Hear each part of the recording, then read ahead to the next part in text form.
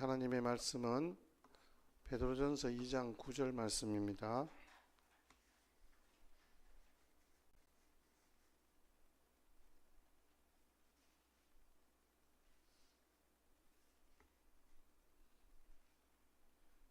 베드로전서 2장 9절 우리 다 같이 함께 합독하시겠습니다. 시작. 너희는 택하신 족속이요 왕같은 제사장들이요 거룩한 나라요 그의 소유가 된 백성이니 이는 너희를 어두운 데서 불러내어 그의 기이한 빛에 들어가게 하시니에 아름다운 덕을 선포하게 하려 하심이라. 아멘. 오늘 말씀은요, 우리 한 3주 전부터 계속 생각해 왔던 하나님의 은혜의 선물로 구원받은 하나님의 백성들이 누구라 했죠? 하나님의 걸작품이라 그랬잖아요. 그 하나님의 걸작품은 어떤 정체성이냐는 거죠. 우리가 사실은 지금 나는 어떤 사람이다 라고 여러분들은 이야기할 수 있을까요? 저는 저와 여러분들은 구원받은 하나님의 백성이자 하나님의 자녀예요. 근데 이제는 더 이상 내가 다른 사람들에게 뭔가 막 손벌리면서 얻어먹는 거지가 아니에요. 우리는 오히려 하늘의 것, 하나님의 것을 그 사람들에게 전달하는 통로예요. 그래서 우리가 가진 것들은 내가 지금 가진 거, 내 눈에 보이는 거, 내 손에 쥐어 있는 거 이것만 생각하면 큰 오산이에요. 나는 하나님이 가진 모든 유산을 소유한 사람이에요. 그러니까 이 땅에 있는 것은 물론이고요, 우리 눈에 보이지 않는 것까지도 하나님은 우리에게 약속하셨고 주셨어요. 그게 바로 하나님의 사람이에요. 하나님의 사람은 오늘 우리에게 주신 말씀처럼 우리가 어떤 사람이냐라고 묻고 있어요. 그래서 우리는 더 이상 세상의 넘어짐 따라서 따라 넘어지는 그런 사람이 아니에요. 우리는 운명을 따라 살아가는 사람도 아니에요. 우리는 그냥 이 세상 한 번 70, 80, 길면 100살 살고 마는 그런 사람이 아니에요. 여기에 보니까 그러나 그랬잖아요. 이 그러나라는 말은 그 이전에 베드로가 이제 시작하면서 1장부터 2장까지 쭉 오면서 이제 넘어짐으로 죄 가운데 있던 그런 사람이 아니라 너희는이라 그죠? 너희는 거기에 그렇게 살고 있는 그 사람들과 구분되는 사람들이다라는 것이죠. 그래서 실상은 우리 모두는 하나님께 선택받은 하나님의 백성입니다라는 거예요.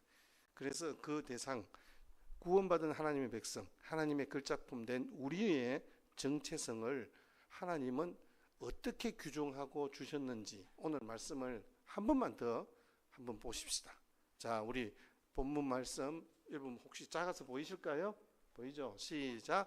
그러나 너희는 택하신 족속이요 왕같은 제사장이며 거룩한 나라요 그의 소유가 된 백성이니 이는 너희를 어두운 데서 불러내어 그의 기이한 빛에 들어가게 하시니에 아름다운 덕을 선포하게 하려 하심이라. 아멘. 이 세상에 예수님 믿지 않는 불신자들과 우리는 달라요. 정체성이 다르다 해서 정체성이 다르다 이 말은 무슨 말씀이냐 하면 아예 보는 관점이 달라요. 그리고 사실은 먹고 사는 어떤 그 종류도 달라요. 우리는 그 사람들이 생각하는 이 세상에서 성공을 꿈꾸고 돈 많이 버는 거, 우리는 사실은 그것을 뛰어넘는 사람이에요. 그거는 우리에게 별반 문제가 되지 않는 거예요. 이게 제한 조건이 안 돼요. 왜냐하면 우리는 그런 목적으로 지금 살아가는 사람들이 아니다라는 거죠. 그래서 우리의 정체성을 택하신 족속, 왕같은 제사장, 거룩한 나라라는 거예요. 그의 소유된 백성. 짧게 한번 보세요. 택하신 족속은 뭐냐? 하나님이 주권적으로 선택하셨다. 주권적으로 선택하셨어요. 하나님이 선택하셨다는 걸 꼭 기억하셔야 돼요. 이게 우리가 어떤 그 착한 일 많이 해서 업적을 쌓아서 사법고시 봐서 이게 아니에요. 우리는 하나님이 전적으로 주님이 선물로 주신 구원받은 하나님의 백성이에요. 하나님이 직접 빚으신 하나님의 걸작품이에요. 우리 지난주에 계속 생각해 봤잖아요. 두 번째는 왕같은 제사장. 두 번째 넘어가십시다. 자, 거룩한 나라라 그러잖아요. 하나님의 통치 아래 구별된 공동체예요. 거룩한 공동체예요. 우리의 공동체, 여기 우리는 교회예요. 사람 불과 지금 우리 얼마 안 되지만 우리는 교회이자 여기에 주인은 거룩하신 하나님이라는 거예요. 그래서 거룩한 공동체예요. 그의 소유된 백성이니 하나님께 속한 특별한 사람이란 말이에요. 우리는 이 세상에 대통령이 나를 좌지우지하는 사람이 아니에요. 나는 하나님께 속한 백성이라는 거예요. 그래서 우리는 이러한 이 모든 하나님의 약속의 말씀들을 기억하면서 어쨌든 세상의 사람들과 죄 가운데 있는 구원받지 못한 백성들과 우리는 정체성 자체가 다르다. 꼭 기억하십시오. 그래서 오늘은 제가 왕같은 제사장이라는 이 축복의 말씀에 같이 함께 집중해서 말씀을 생각해 보기를 원합니다. 여기 보니까 왕같은 제사장이라고 주님이 말씀하셨는데, 왕같은 제사장은 무슨 의미일까요? 왕같은 제사장은 왕과 같은 권위를 가진 사람이다. 예, 맞습니다. 왕과 같은 권위를 가진 제사장. 그러니까 제사장은 어떤 사람이에요? 하나님과 백성 사이에서 중보 역할을 하는, 그 중보 역할을 감당하는 사람이잖아요. 하나님께서 원하시는, 하나님께서 제정하신 거룩한 제사로 하나님을 섬깁니다. 하나님은 우리를 이 땅에서 왕같은 제사장으로 삼으셨다라고 말씀하고 있습니다. 그래서 성도는 이 땅에서 하나님을 섬기고, 왕이신 하나님을 섬기고, 사람들에게 왕이신 하나님을 나타내는 중보자의 역할을 우리에게 주셨다. 그러면 우리는 왕 같은 거예요. 그냥 우리는 일반적으로 세상 사람들만 섬기는 제사장의 역할만이 아니라 우리는 왕의 권위를 부여받은 사람이다라는 거예요. 단순히 그러니까 오늘 이 시간 하나님만 믿습니다, 하나님 바라봅니다, 하나님 도와주세요라는 예배자의 차원을 넘어서 세상을 하나님의 통치 아래 세우는 영적 사명을 지닌 존재라는 것을 우리가 꼭 기억하셨으면 좋겠습니다. 제사장이 누구예요? 성호 씨 제사장 이야기 들어봤죠? 다른 들어봤죠? 그 제사장은 원래 라틴어로 다리를 놓는 사람이라는 뜻이에요. 중보자라는 뜻이에요. 다리 놓는 사람은 어디 다리를 놓을까요? 하나님과 이 세상 사이에 다리를 놓는 사람. 근데 사실은 하나님과 이 세상 사이에 다리를 놓을 수 있는 분은 누구예요? 예, 예수님밖에 없어요. 사실은 뭐 현대건설, LG건설, 뭐 롯데건설, 여러분 건설을 아무리 잘해도 하늘과 이 땅에 다리를 놓을 수 있는 사람은 없어요. 하나님께서는 예수님이 오시기 전에 모형으로 제사장들에게, 이스라엘 백성들을 택하시고 그들에게 제사장 아론을 대제사장으로 필두로 하는 그 제사장들을 세우심으로 말미암아 개인적으로 하나님 앞에 나아갈 수는 없었어요. 왜냐하면 하나님을 보는 자마다 전부 죽을 수밖에 없어요. 왜? 죄인이 하나님 앞에 갈 수 없으니까요. 그래서 히브리서 5장 4절 말씀에 보니까 이 종기는 아무나 스스로 취하지 못하고 오직 아론과 같이 하나님의 부르심을 입은 자라야 할 것이니라. 그러니까 왕같은 제사장은 제정일치 시대에 국사를 결정할 때 신의 뜻을 묻게 되어 있었는데 항상 왕과 함께 동행하면서 신의 뜻을 이야기해 주는, 왕이 국정을 수행하는 데 있어서 아주 결정적인 역할을 하는 사람이 바로 제사장이에요. 신약에서는 예수 그리스도께서 우리의 큰 대제사장이 되신다고 말씀하고 있잖아요.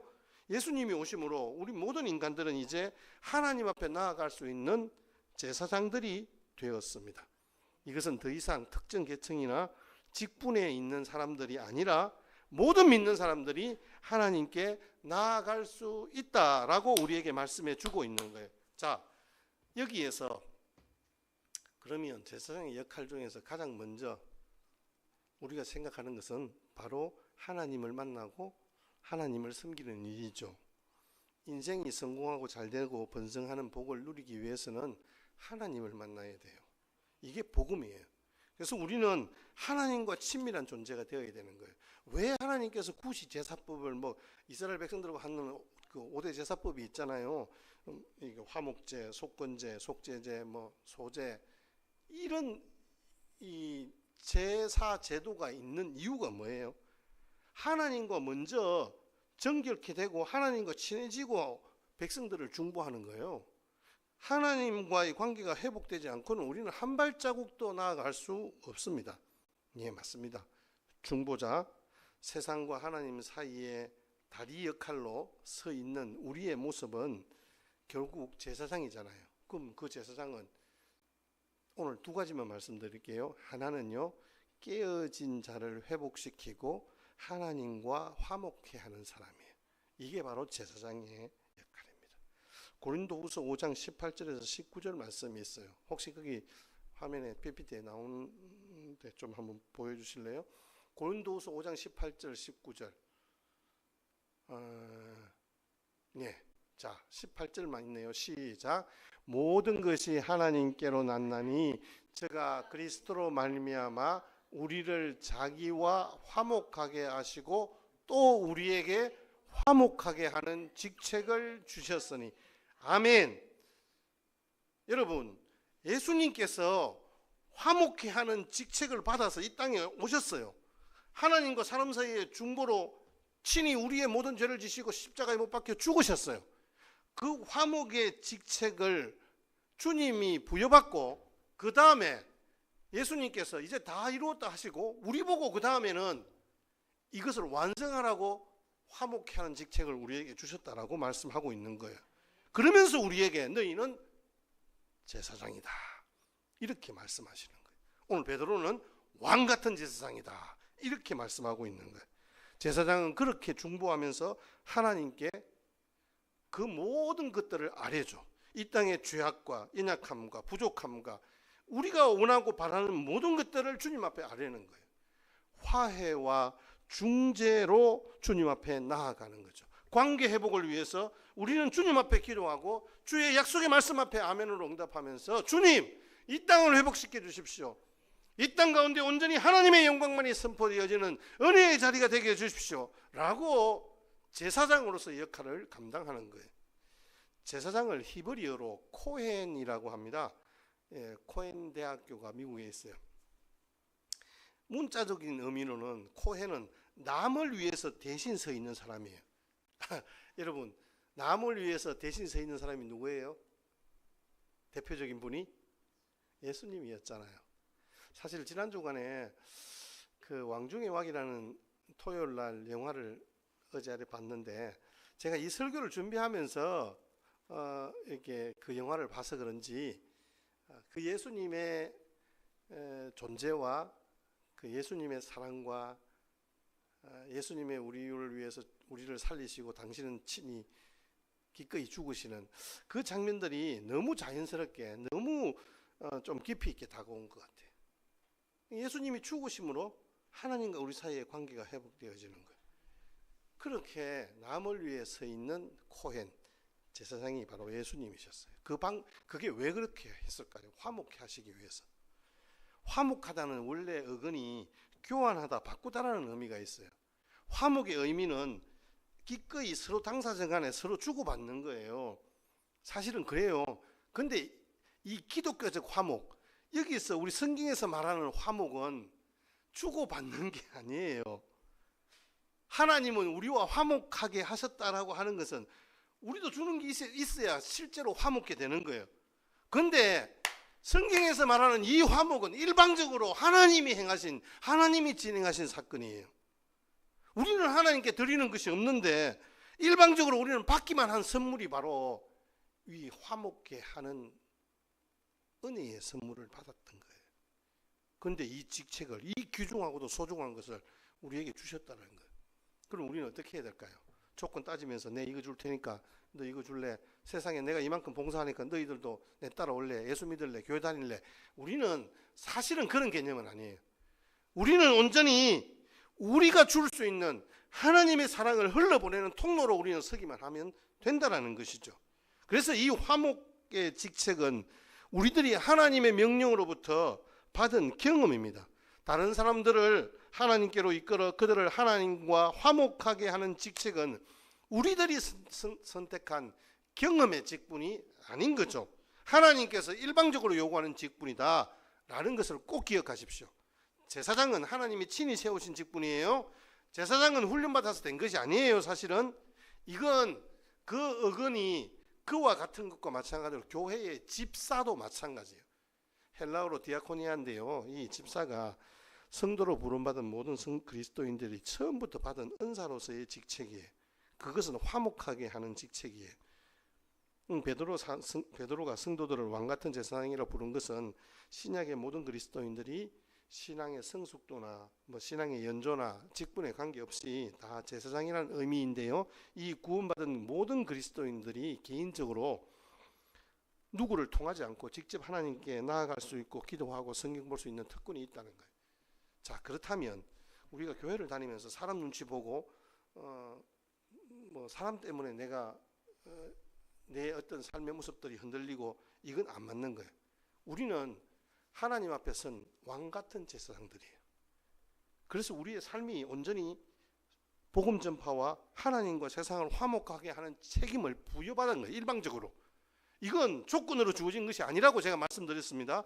하나님은 우리를 통해서 하나님과 깨어진 사람들과의 관계를 회복시킬 수 있는 특권을 주셨다라고 말씀하고 있습니다. 우리가 전하는 복음을 통해서 깨어진 그들의 삶을 회복시키고 예수님이 십자가에 친히 죽으심으로 그 모습들을 전형적으로 우리에게 보여주셨잖아요. 그래서 우리는 이 시간 주님이 다시 오시는 그날까지 계시록 20장 6절 말씀에 도리어 그들이 하나님과 그리스도의 제사장이 되어 1000년 동안 그리스도와 더불어 왕노릇하리라. 이게 뭐예요? 예수 그리스도가 왕이신데 그 왕의 직책을 우리에게 주신 거예요. 왕 같은 제사장의 직분을 우리에게 주신 거예요. 그래서 우리 성도들이 왕의 지위를 갖는다기보다는 왕이신 하나님의 백성으로 제사장 직분을 수행한다라는 의미입니다. 왕이신 하나님의 백성으로 제사장 직분을 수행하는 믿음의 사람인 거죠. 여러분, 이 말씀의 배경이 어디에서부터 나왔나요? 베드로 사도가 있던 초대교회는요, 언제 죽을지도 모르는 그런 상황이었어요. 이 편지를 받은 자신의 존재 가치와 이유를 확신하고 다시 복음의 자리에 세우지 않으면요, 성도들은 다 나가 떨어지는 거예요. 어떻게 살아갈 수 있겠어요? 오늘 잡혀 죽을지 내일 잡혀 죽을지 모르는 그런 상황인데, 그리고 형제들이 잡혀서 원형 경기장에 끌려가고 사자의 밥이 되고 서로가 서로를 죽이는 그 싸움에 희생되고 끓는 물에 집어 던져지고, 이게 어떻게 견뎌낼 수 있는 고통인가요? 이런 불안하고 위험한 정말 힘들고 어려운 순교의 시대를 살아가는 그 초대교회 성도들에게 베드로 사도가 남긴 유언과 선포의 말씀이지만, 이 말씀은 온전히 지금 이 혼란스러운 시대를 살아가는 저와 여러분들에게 주신 동일한 말씀인 거죠. 그리스도인들의 새로운 정체성과 사명이 내 가운데 확인되어지지 않으면 정말 승리하기 쉽지 않은 시대를 살아가고 있잖아요. 그렇습니다, 여러분. 믿음으로 인해서 비난과 손가락질을 당하고 있고 너무 힘든 상황이었고 사회적인 불평등을 경험해야 했던 그들의 모습과 마찬가지로 지금 우리들도 사회적으로 고난을 당하는 이들이 있습니다. 혼란스러운 상황이 있고 질병으로 고난당하는 상황이 있습니다. 재정적인 어려움이나 인간적인 관계의 어려움도 있습니다. 내가 진짜 예수 잘 믿고 있는가? 이 질문을 계속 할 수밖에 없는 그런 어려운 시대를 살아가고 있습니다. 하지만 베드로 사도가 오늘 우리에게 뭐라고 이야기합니까? 너희들의 정체성은 왕같은 제사장들이다. 하나님이 세우신 왕같은 제사장이다. 이게 바로 베드로 사도가 오늘 우리에게 주시는 우리의 정체성을 분명하고도 확실하게 그렇게 정의하고 있습니다. 여러분, 우리 힘내어 다시 일어서십시다. 주변의 상황과 환경을 보는 것이 아니라 하나님이 나를 어떤 사람으로 택하시고 어떻게 세우셨는지 기억합시다. 이것은 우리가 하나님께 직접 나아갈 수 있는 특권을 가졌을 뿐만 아니라 세상에서 하나님의 아름다운 덕을 선포하고 중보자의 역할을 감당해야 한다라는 것을 의미합니다. 이건 우리 자존감이에요, 여러분. 우리가 이 세상에 질질 끌려다녀서 되는 일이 아니란 말이에요. 하나님이 우리를 택하신 족속, 일방적으로 하나님께서 택하시고 하나님이 세우신 왕 같은 제사장이에요. 거룩한 나라요. 그의 소유된 백성이라고 우리에게 정의하고 있습니다. 그 정체성으로 일어나 승리하는 저와 여러분 되시기를 주의 이름으로 축복합니다. 두 번째, 오늘 제가 두 가지 말씀드린 하나는 깨어진 우리 관계를 회복시키는 역할, 그게 제사장 역할이에요. 자, 두 번째 왕 같은 제사장의 역할은 깨어진 자를 회복시키고 온 땅과 백성들을 축복하는 사람이에요. 자, 우리는 이 세상에서 우리만 열심히 능력 있게 용기 있게 잘 살면 된다. 아니, 우리는 그것도 뛰어넘어야 돼요. 우리는 그건 너무 당연하고, 오히려 이 땅에 있는 모든 백성들, 하나님이 택하신 백성이 어디에 있는지 모르지만 오늘 이 땅에 여수 땅에 여기에 작은 개척교회가 세워졌지만 우리가 이 지역을 축복하고 품에 안고 같이 함께 기도해야 하는 거예요. 이게 바로 대제사장이 하는 일 중에 가장 중요한 일이에요. 민수기 6장 22절에서 27절 말씀에 하나님께서 모세를 통하여 대제사장인 아론과 백성을 향해 복 주시기를 선포하는 그 장면들이 나오는데요. 제사장들이 주님의 이름으로 이스라엘 자손들에게 축복할 때 하나님께서 반드시 복 내려 주신다는 거죠. 제사장이 복 주는 사람이 아닙니다. 여호와께서만 주시는데요. 제사장은 주님의 복을 위임받은 사람이기 때문에 주님의 이름으로 축복하는 거예요. 하나님께서 이렇게 축복하십니다 라고 선포하는 거죠. 그래서 제사장은 하나님의 복을 전달하는 복의 전령이요 통로로 할 수 있는 거예요. 자, 그렇다면 여기에서 왕같은 제사장, 베드로가 지금 왕같은 제사장이라고 표현하는 것은 뭐냐? 하나님이 주시는 그 복을 우리가 이 땅 가운데 선포하는 사람이다 라고 우리에게 말씀해 주고 있는 거예요. 우리 예배 마치고 나서 고린도후서 13장 13절 말씀처럼 주 예수 그리스도의 은혜와 하나님의 사랑과 성령의 교통하심이 너희 무리와 함께 있을지어다, 이것을 우리는 축도라고 불러요. 축복의 기도예요. 이것은 그냥 내가 기도하는 것이 아니에요. 구약시대에는 동일하게 이 민수기 6장 22절에서 27절 말씀처럼 제사장 아론의 축복의 기원을 두고 있는데, 이 축복을 예배학을 오랫동안 우리 한국 기독교계에 전가하셨던 정장복 교수님 같은 경우에는 강복선이라고 해요. 우리는 축도라고 이야기해서 있을지어다 그러잖아요. 통합적에 있는 우리 교회들은 원합니다 이렇게 마지막에 축복, 하나님의 축복이 있기를 기원합니다 이렇습니까? 하여튼 그렇습니다. 그런데 그건 내가 기원하는 거예요. 아니에요. 하나님은 일방적으로 우리를 제사장으로, 예배를 집전하는 목사를 제사장으로 세우셔서 예배하는 무리들에게 하나님의 복을 선포하는 거예요. 그래서 축도라고 감히 지칭하는 거죠. 그래서 지금 곳곳에서는 우리 이쪽 전남 동부노회에서는 대부분 교회에서 강복선언이라고 이야기를 하더라고요. 이 강복선언이 결국은 하나님의 그 복을 선언하는 거다라는 거죠. 그래서 이 지글러 목사님은 이 축복기도는 하나님의 돌보심에 우리 자신을 맡기고 하나님의 복을 회중에게 선포하는 최고 의식이다. 그게 바로 오늘 민수기 6장 25절 26절에 나온 바로 대제사장 아론이 이스라엘 백성들을 향하여서 축복하는 장면이 나오는 거예요. 그 하나님의 복을 선포할 때 하나님의 복이 임하는 통로가 되는 거죠. 누가? 제사장이. 이 축복한다는 말은 히브리어로 무릎을 꿇다는 겁니다. 하나님의 지배를 받으면서 하나님 앞에 무릎을 꿇고 하나님을 송축할 때 하나님께서 우리에게 기름 부으시고 그 하나님의 축복하심이 나로 통하여 흘러가는 거예요. 여러분, 축복하는 사람이 저 혼자만 축복하는 게 아니에요. 여러분들이 축복받은 사람으로 하나님께 선택을 받았다라고 말씀하고 있는 거예요. 그래서 오늘도 우리 가운데 그런 축복의 역사가 일어나는 거예요.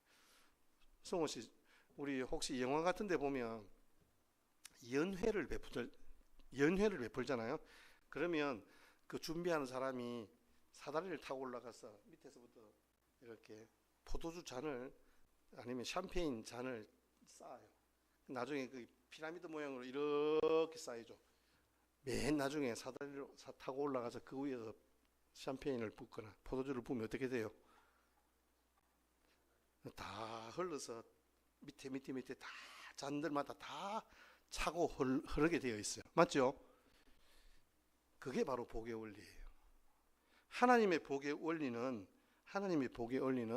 그렇게 부어진 바 되는 거예요. 나는 흘려보내는 거예요. 내가 애써 그 포도주를 준비해서 잔에 붓는 게 아니에요. 하나님의 복이 위에서부터 흘러내리는 거예요. 아브라함을 부르실 때도 마찬가지였고, 오늘도 우리를 부르신 이유는 하나님의 그 복을 전달하는 통로로 우리를 그렇게 세우신 거예요. 그게 바로 오늘 베드로 사도가 이야기하는 것처럼 축복의 통로, 왕 같은 제사장인 거예요.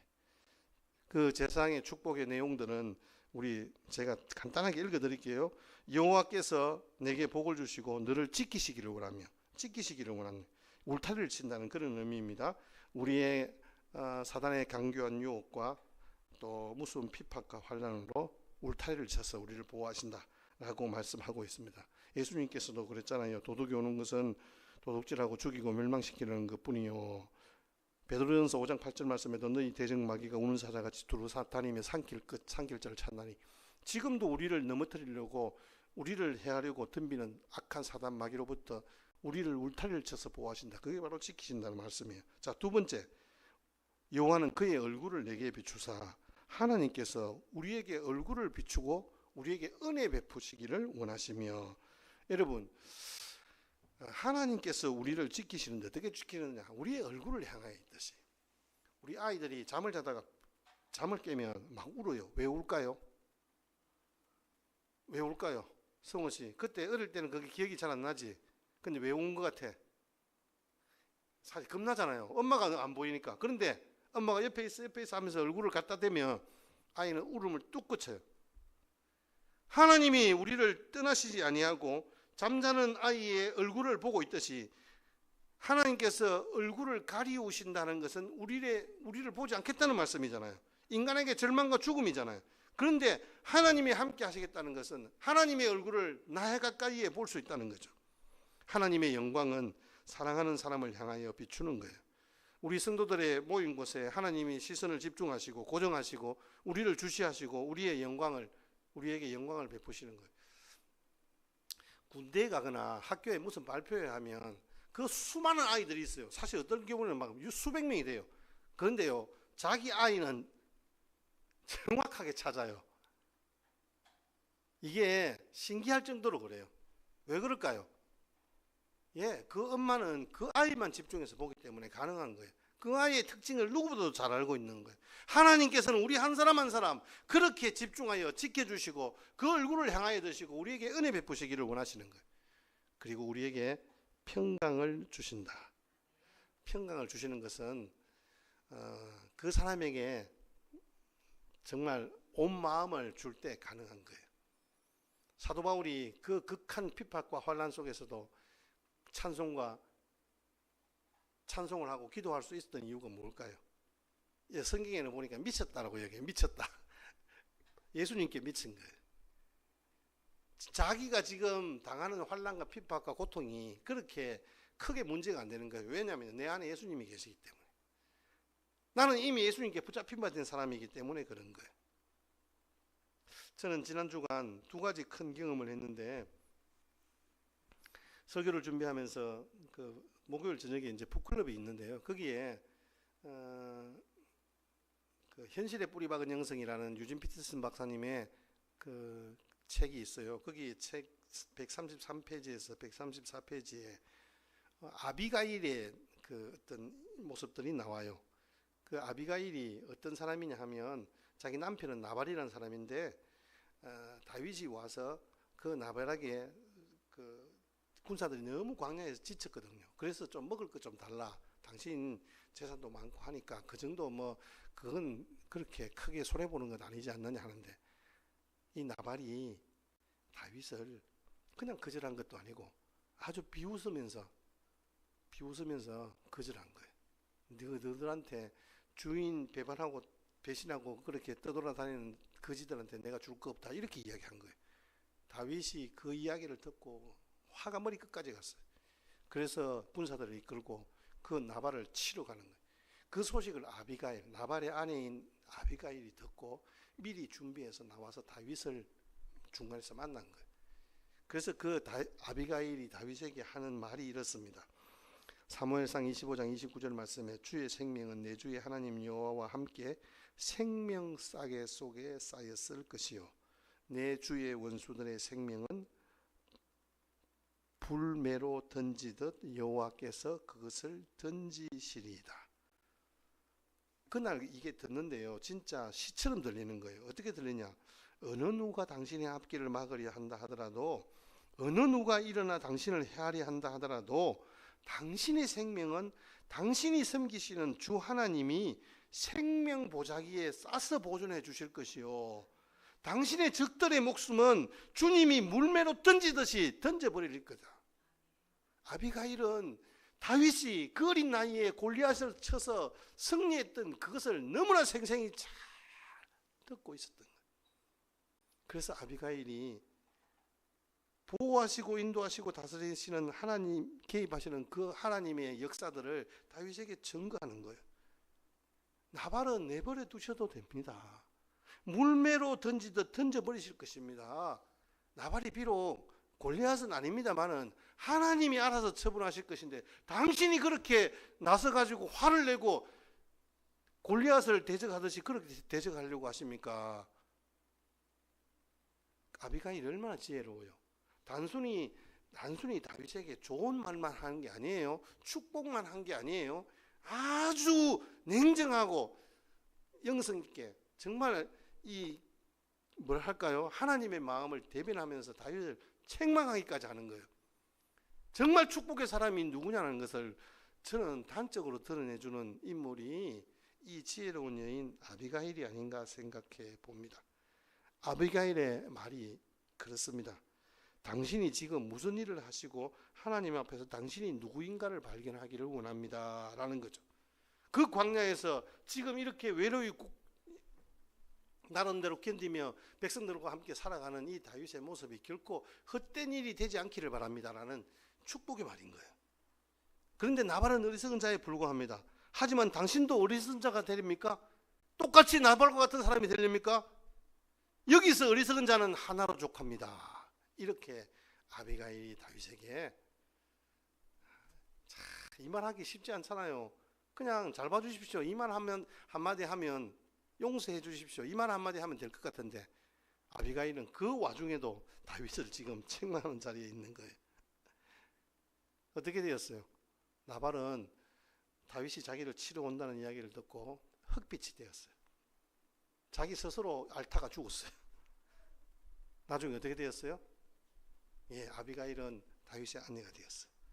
여러분, 우리가 이러한 축복의 사람, 아름다운 사람이 되었으면 좋겠어요. 저는 그 기억을 가지고 오늘 설교 제목을 아름다운 사람으로 잡았어요. 이번에 왕중의 왕이라는 그 예수님에 대한 애니메이션 영화를 봤는데 아이들이 같이 본다고 더빙된 걸 같이 보았어요. 거기에서 정말 왕같은 제사장의 모습이 누군가?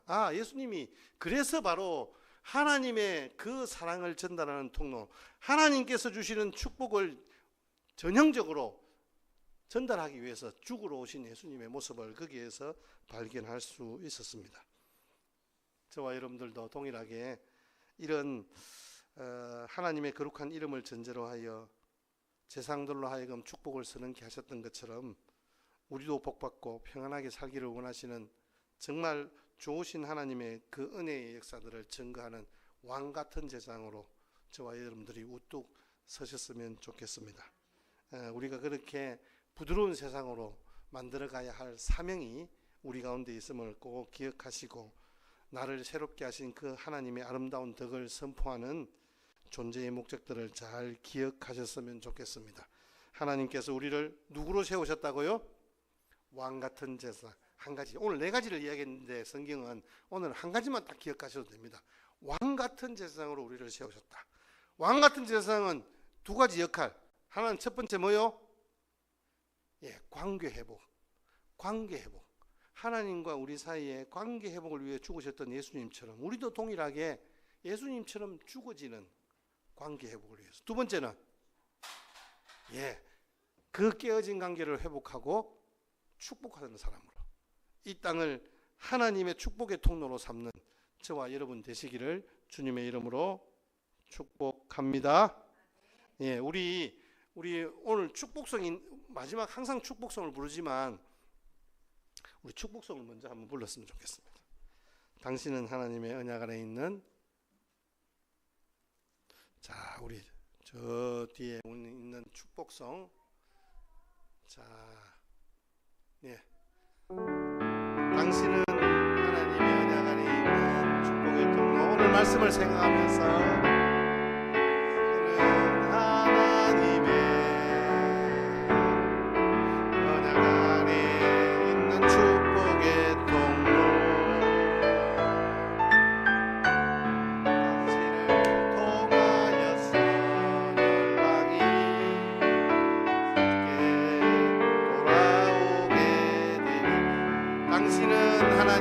언약 안에 있는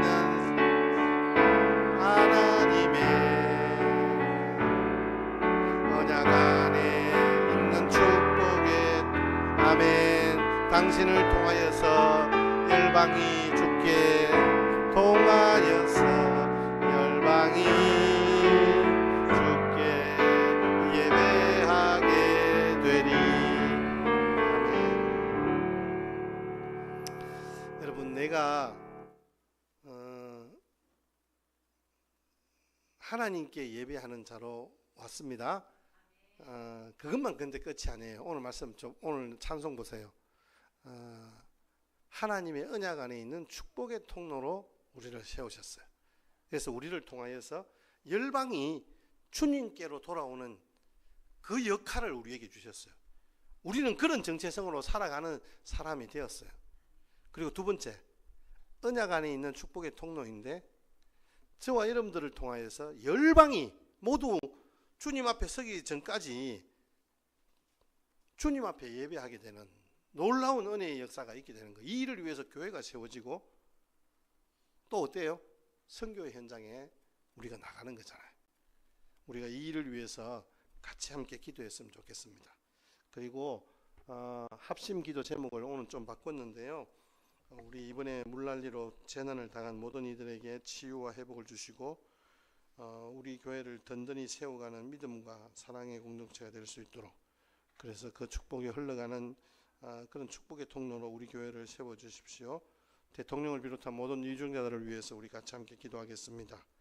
그래서 오늘도 특별히 앞으로 이제 7월 말부터 8월 달 계속되어지는 선교팀들이 방문이 있는데요. 그들이 말 그대로 선교팀입니다. 우리 하나시민교회가 이곳에 세워졌음을 선포하고 하나님의 택한 백성들이 이곳에서 새롭게 회복되어지는 은혜의 역사가 있게 되기를 우리 같이 함께 중보하며 그들을 위해서 또 그렇게 중보하며 같이 기도하겠습니다. 우리 이 시간 같이 함께 말씀을 생각하며 또 기도의 제목을 가지고 우리 교회를 위해서 우리 합심하여 기도하겠습니다. 살아계신 하나님 아버지 감사합니다. 하나님께서 오늘도 우리를 불러주시고 예배자로 우리를 세워주신 것 참 감사합니다.